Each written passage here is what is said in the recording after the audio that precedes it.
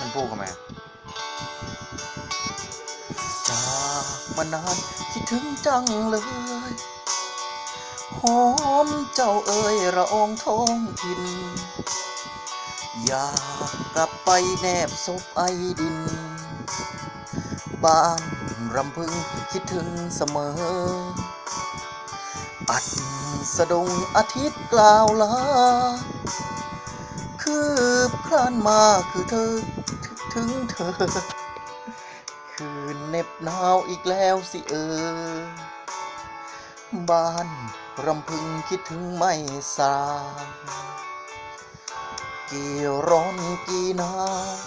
กี่หมื่นร้าวรานไม่เคยสถานทุกเส้นทางสู้ทนสร้างฝัน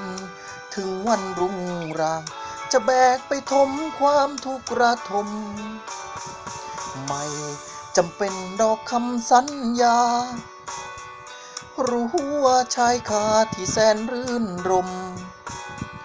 ผ่านผุพังเสสังสุดโทรมจะกลับไปเอาใจซ่อมแซมร้องไปพอขออภัยด้วยครับช่วงนี้ไม่ค่อยได้ออกงานสวัสดีชาวโคราช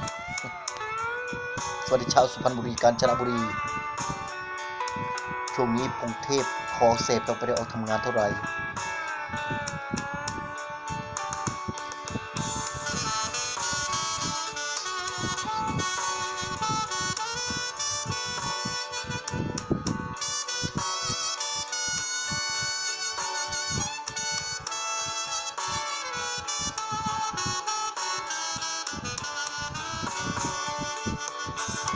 กี่ร้อนกี่หนาว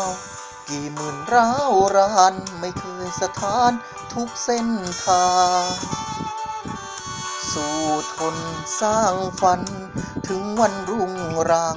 จะแบกไปทมความทุกข์ระทมไม่จำเป็นดอกคำสัญญารู้ว่าชายคาที่แสนรื่นรมผ่านผุพังเสสังสุดโทรมจะกลับไปเอาใจซ่อมแซม